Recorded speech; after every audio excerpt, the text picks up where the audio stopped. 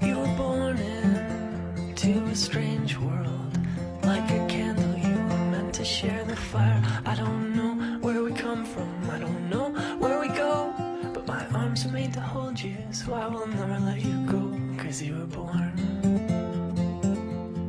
to change this life. You were born to chase the light. 'Cause you were born.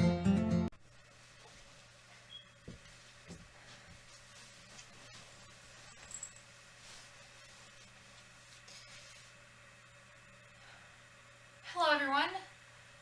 I had planned on making a video on September 9th, and that didn't happen.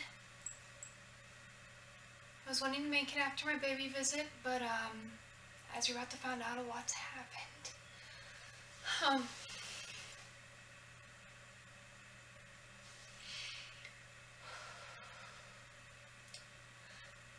September 9th, I went in for a baby visit with my midwife,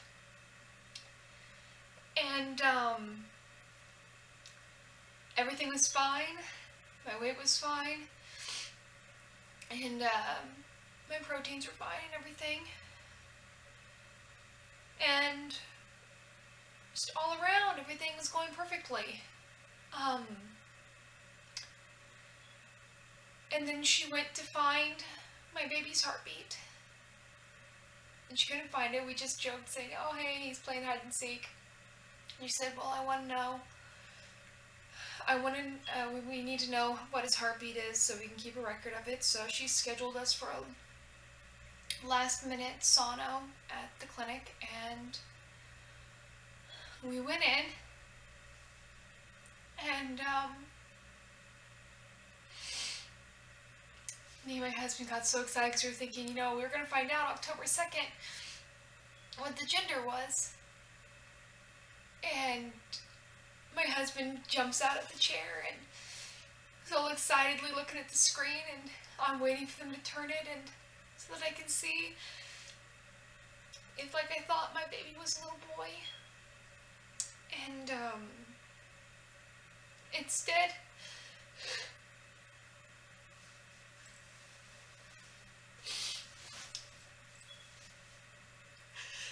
she told me there was no heartbeat.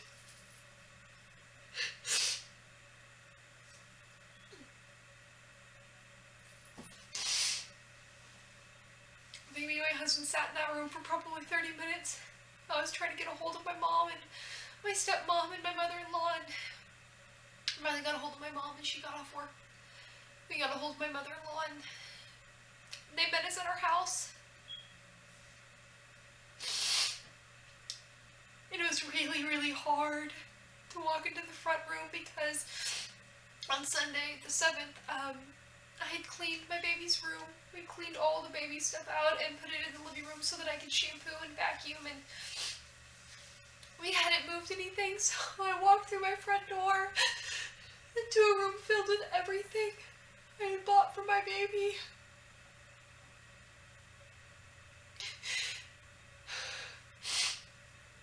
And we waited for them to get to our house, and then we all went together to see my midwife, to see Angel, and she told us that because it was 15 weeks, 4 days, I would have to give birth. Which, when she told me that, it was really, really hard. It was a really hard thing to hear. I was thinking, they'd give me a C-section or something, and then later I realized that would have been a horrible idea because, and then it'd be harder for me to give natural birth. And the other option, if I'd been earlier, would have been a D&C, which they would have extracted my baby with a vacuum, and I really wouldn't have wanted that to happen. But, we scheduled that I was going to give birth at a hospital nearby on this last Thursday, on the 11th, and my midwife made it to where I could get one last sonogram done, and I got to have a moment with my husband and my mother-in-law where we got to look at my baby and get some pictures taken. Because even though we knew we'd see him when I gave birth, we'd be able to have the chance to take pictures. We wanted to have a picture. There was a sonogram because we knew that, you know, in that he would look like a baby. And my mom had sent me an article about a woman who'd had a miscarriage at 13 weeks, and it had pictures of what her baby looked like. And so I wanted those sonogram pictures, and I wanted to know and to make sure that his heart really wasn't beating. Because on Tuesday when we found out, they told us that the placenta still had signs being used and of blood flow, so that meant that my baby had died in the last day or two.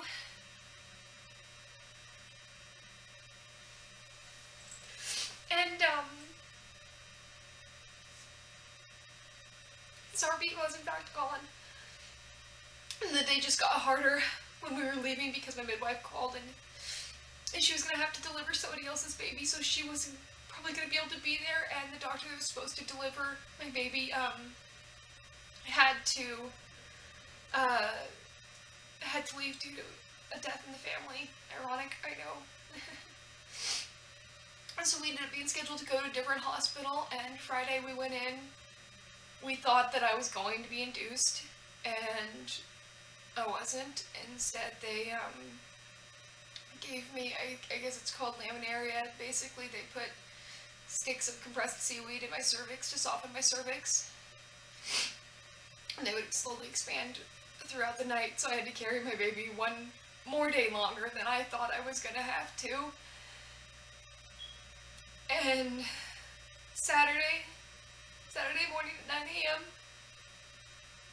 I went in and they did all the normal stuff they have to do, and at noon they gave me Cervidil, and about 1:30 I started to feel soft contractions, something similar to menstrual cramps. Just really light ones, and then they got harder and harder, and at just about 3 o'clock I had to ask for pain medication. They decided not to give me an epidural, they gave me morphine. And she said it took 15 to 30 minutes for it to kick in.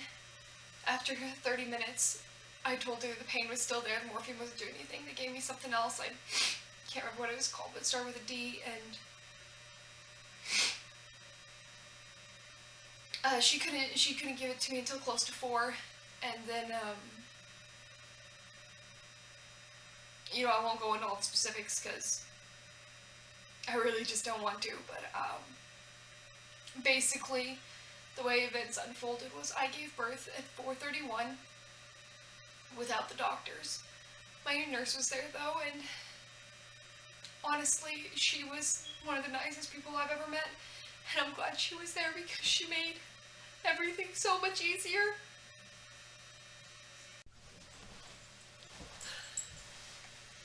And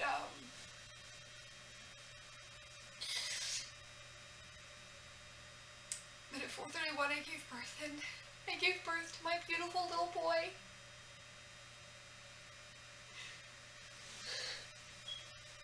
And I got to hold him, and my husband got to hold him for close to 4 hours because I just didn't want to let him go.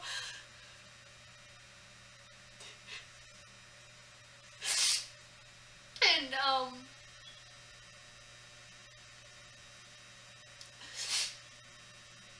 then we gave him up for the night. Originally, we had been told by my midwife, the hospital we were going to, there was 2 options. There was take our baby home, or his body would be disposed of with other biohazard medical waste. Basically, he would have been thrown into a cremator with blood and placentas and all sorts of goddess knows what else, and would have just been burned, and that would have been the end of my baby. And at the time I'd it really, really hard to decide what we were going to do because I couldn't stand the idea of my baby being thrown away. But I also couldn't stand the idea of bringing him home. Eventually, me and my husband decided on that option to bring him home. It turned out the hospital we ended up going to has a really cool program where they cremate miscarried. Sorry, stupid camera. Turns out they had a program where they would cremate all the miscarried and stillborn babies and bury their ashes and plant a tree, but me and Jamie got really used to the idea of burying Alex. But I didn't have to have a D&C or anything for anything at all, because the way Alex came out was it came out all at once, the entire sac with the placenta and the amniotic fluid and my baby all inside. We talked to a doctor about all the pathology stuff that they're going to do.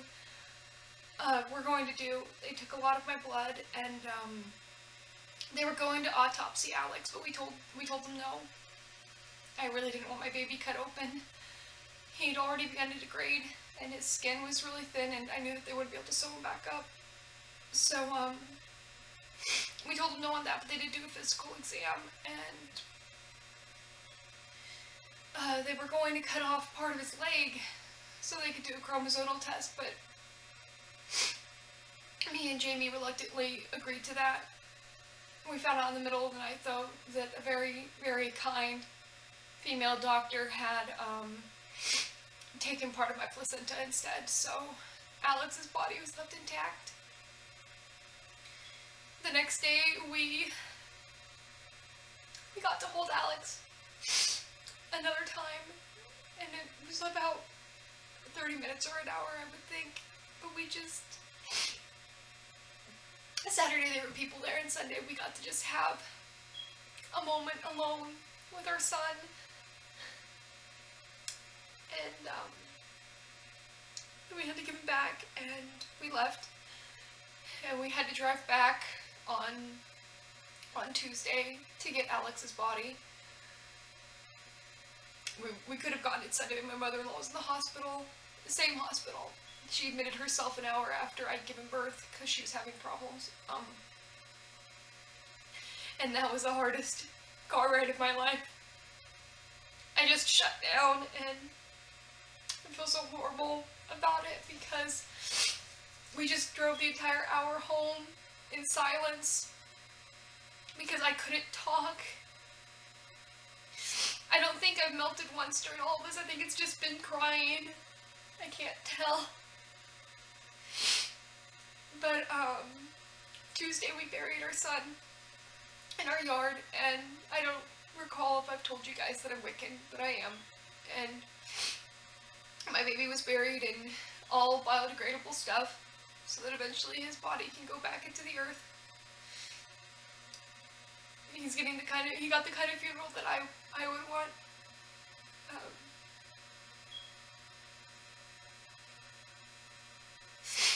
My uncle's gonna be making a tombstone for us to put on his grave too, out of wood.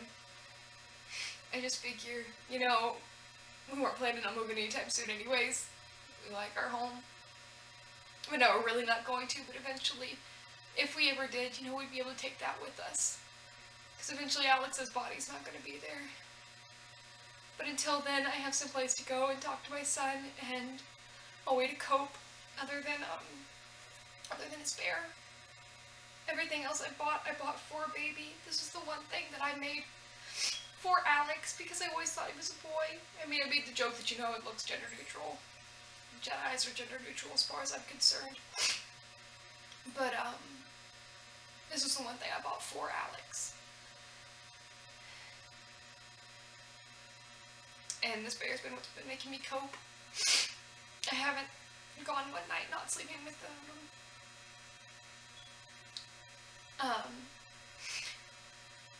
But that's what's happened. I am going to continue. I've decided to try and make videos showing how I'm going through this because, well, there was hardly any information about autism in pregnancy. I'm sure that there's probably just as much out there about autism and miscarriage, so, and I feel like the goddess is telling me that I do need to keep up with the videos, because the day that I found out I had miscarried, my page on Facebook went from 10 likes to 35, and the day that I had Alex was when a whole bunch of people started liking it. And me and JB do plan on trying again soon. We actually found out that the sooner you try after a miscarriage, the better your luck will be to get pregnant again. And I feel like if I don't do it that way, it's going to be like I'm bungee jumping off a cliff with my friends, and if I stand at the edge and stare over for too long, I'm going to get scared and walk away and never do it. I've just got to stand 20 feet back, get a running start, and jump. So eventually this channel will be about autism and pregnancy again. It will. And as a Wiccan, I believe in reincarnation, and I believe my son will come back to me, and then I'm going to see him again. I'm going to hold my little boy one day. But, I hope that the videos continue to help somebody, and help somebody feel like their feelings are validated, because I know that some people act like at 16 weeks my baby wasn't a baby, but he was. He had the most perfect little hands, and a perfect little nose and feet and toes, and I got to hold those hands and touch every little fingernail.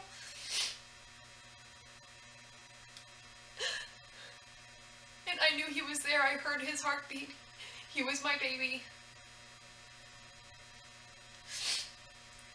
And so, like I said, hopefully these videos will help somebody, and I didn't want to leave everybody hanging, wondering what was going on. And I didn't want to just say it over the Facebook page. I wanted to make this video, and hopefully the next video I will be able to do it without crying, at least as much. Because right now that seems to be all that I'm doing. It's been all that I've been doing since Tuesday. So hopefully I'll be able to make it through the next video a little better and a little more stable. I mean, I'm never going to fully heal from this. It'll never happen, because that was my baby. That was my little Alexander Shepherd. And I will never fully heal. But I can try to at least get back to a semblance of a normal life. Eventually. Anyways, I'm rambling again. Thank you for watching, and I hope you continue to. It's like I said, eventually this will be about pregnancy again, and next time my baby will be born. We actually got the call from the doctor today saying that there was no physical abnormalities or defects. And hopefully in about a month I'll be able to tell you if there was any chromosomal issues. So I hope that you have a good day.